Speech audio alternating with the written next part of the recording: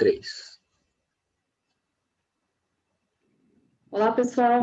Meu nome é Márcia Cavalcante, eu sou enfermeira, atuo como coordenadora de enfermagem no Instituto do Câncer do Estado de São Paulo e atualmente estou desenvolvendo um projeto de pesquisa que tem relação com sintomas de ansiedade, depressão e risco para suicídio, né, em pacientes com câncer de cabeça e pescoço.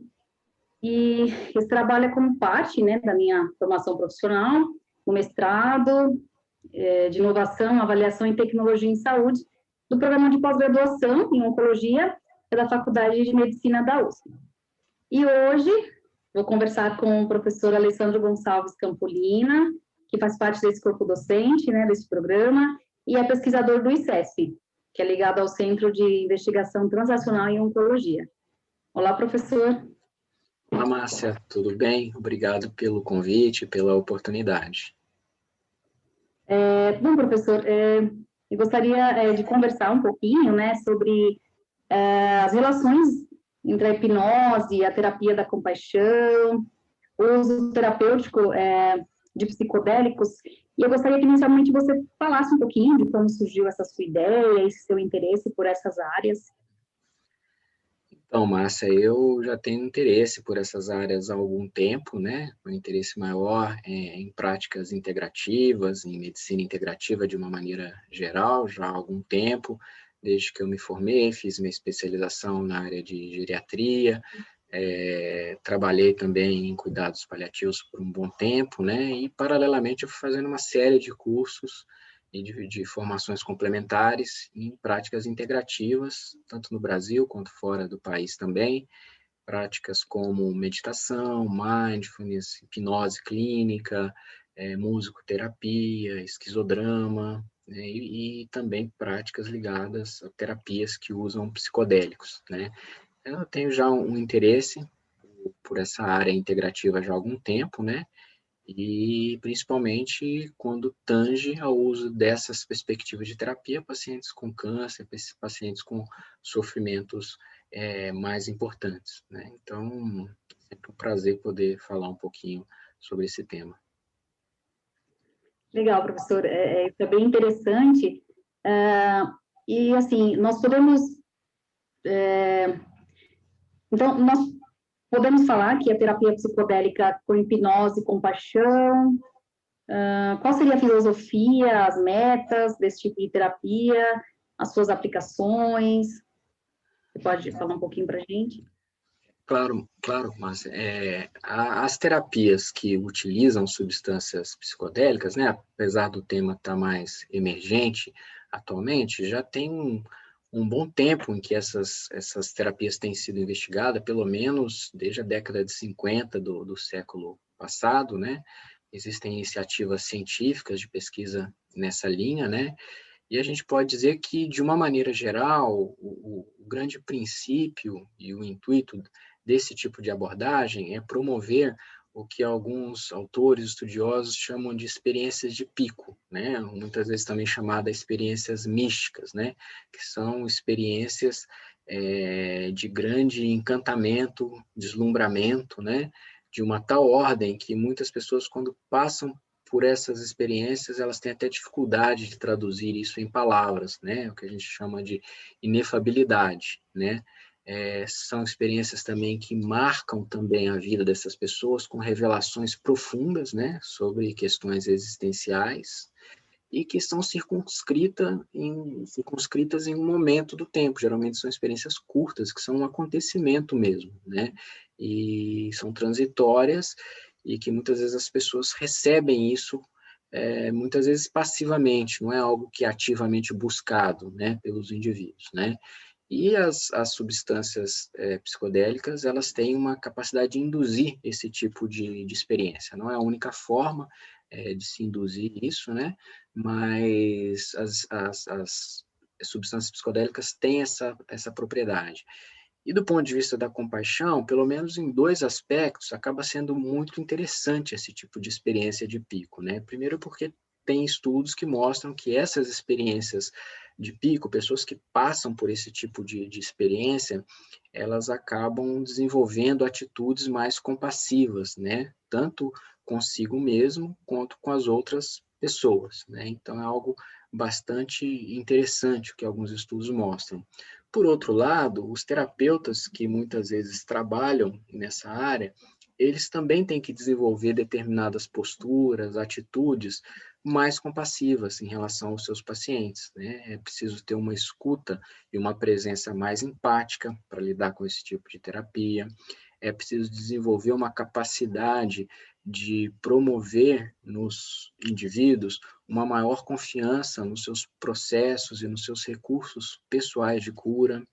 Muitas vezes é preciso também ter uma inteligência espiritual, porque muitas dessas experiências de pico existem emergências, né, que acontecem e que o profissional tem que estar preparado para lidar, ao mesmo tempo em que tem que ter muito autoconhecimento, um trabalho pessoal dos terapeutas muito grande, para ter uma integridade ética para lidar com pessoas em situações de transes profundos, né, de experiências psicodélicas que, de certa forma, deixam os pacientes mais vulneráveis, né? Mas as aplicações desse tipo de abordagem são várias, né? Historicamente, os estudos atravessaram áreas, por exemplo, como tratamento de alcoolismo, dependência química, né? Depressão, ansiedade, né? Sintomas ansiosos ou depressivos ligados à finitude ou a câncer em fase avançada, transtornos alimentares, transtornos de estresse pós-traumático, por exemplo. Tem um leque amplo de aplicações na área de saúde mental, né? Muito bom.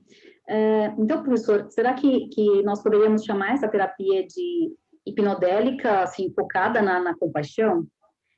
E será que você pode explicar um pouquinho, um pouco mais sobre quando, né, e como você associa a hipnose nessa terapia?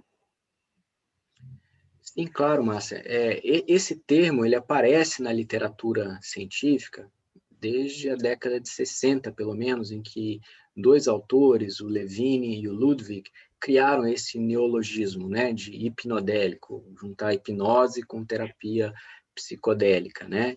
E o que esses autores eles fizeram foi uma tentativa de uma abordagem, né, para tratamento de dependência química. Naquela ocasião, eles usaram uma substância muito potente, né, que é o LSD, que muita gente conhece, depois se tornou uma substância ilícita, na época era utilizado para fins terapêuticos. E a ideia principal desses autores é que se eles, no início do tratamento com a substância, eles utilizassem a hipnose, a indução hipnótica, para promover um estado de relaxamento profundo, muitas das dificuldades durante o efeito farmacológico da substância seriam superadas. A gente sabe que o início da ação das substâncias psicodélicas, geralmente ele costuma ser mais ansiogênico. A pessoa passa por momentos mais difíceis e eles acreditavam que induzindo esse relaxamento, as pessoas atravessariam esse primeiro momento de uma forma mais tranquila e também teriam recursos para utilizar em momentos difíceis da experiência, porque às vezes costumam acontecer experiências bastante difíceis, né? Além do que, esse seria um recurso para facilitar a navegação durante a experiência como um todo, facilitando insights sobre as questões que nortearam a busca da terapia, né? Então, eles cunharam esse termo e desenvolveram essa abordagem. Tá? Por fim, professor, será que você poderia, então, compartilhar conosco um exemplo de um caso em que você utilizou essa abordagem da terapia e como a hipnose foi utilizada nesse caso? Tem algum? Sim, me ocorre um caso em uma ocasião de um paciente com câncer de pulmão avançado, um paciente que tinha uma dor de difícil controle, um paciente que já vinha em uso de doses altas de analgésicos opiáceos, mais medicamentos adjuvantes, né? E que a equipe de cuidado paliativo dessa instituição em que eu trabalhava também, eu era parte da equipe, achou que seria interessante tentar essa abordagem hipnodélica utilizando, no caso, a substância acetamina, né, que é um medicamento que existe em muitos hospitais de fácil acesso, né, que é utilizado como anestésico, mas que nesse contexto se queria abordar, além da dor, o componente emocional e espiritual da experiência. Então, foi optado por esse medicamento, ele foi utilizado em 3 etapas, né, basicamente em 3 dias subsequentes, porque o paciente estava internado, né, para tratamento dessa condição. Então, no primeiro momento, o paciente foi abordado, né, através de uma indução hipnótica, né, em que foi experimentado esse relaxamento, foi criado uma situação de um lugar seguro, de uma ambiência segura para a experiência se dar, né? Ao mesmo tempo em que algumas técnicas de respiração, que promovem também uma experiência mais relaxante, foram treinadas e asseguradas junto ao paciente, né? Então, isso foi um primeiro momento, né? Num segundo momento, já veio a aplicação do medicamento em si, né? E o início dessa aplicação também se deu com uma indução hipnótica. Então, se fez primeiro a indução hipnótica, se colocou o paciente em um estado de relaxamento, o medicamento foi administrado e o paciente teve essa experiência, né? Sob o efeito da substância. E no terceiro dia, mais uma vez, a hipnose acabou sendo utilizada de uma maneira um pouco diferente, em que a gente novamente induziu o transe hipnótico, mas no sentido de se utilizar uma técnica de regressão para que o indivíduo ele vivenciasse um pouco mais, ou revivenciasse aquilo que se passou durante a experiência do dia anterior, sob efeito da substância, né? Então, a gente revivenciou isso e depois criou-se uma oportunidade para explorar essa experiência, né, usando já uma linguagem mais empática, uma comunicação mais compassiva, para facilitar a integração daquela experiência no dia a dia e no contexto do caso do paciente, né? Então, nesse exemplo, a gente acabou utilizando a hipnose associada com a infusão em 3 momentos diferentes, na preparação, durante a infusão da substância em si, né? E na integração da experiência para produzir sentido para o paciente, para proporcionar um momento de ressignificação do contexto clínico. Muito bom. Bom, professor, então, assim, só me resta agradecer pela sua disponibilidade em falar, né, de um assunto tão atual e que vem sendo alvo de tantas pesquisas, né? Eu espero que essa abordagem terapêutica possa contribuir com muitos pacientes, né, em especial os que sofrem de sintomas ansiosos, depressivos e mesmo de angústia, né, existencial, que é tão frequente em pacientes com câncer avançado. Então, muito obrigada pela disposição e pela sua generosidade, e muito obrigada a todos que acompanharam a nossa conversa. Ótimo, eu que agradeço. Até mais, Márcia. Tudo de bom. Até.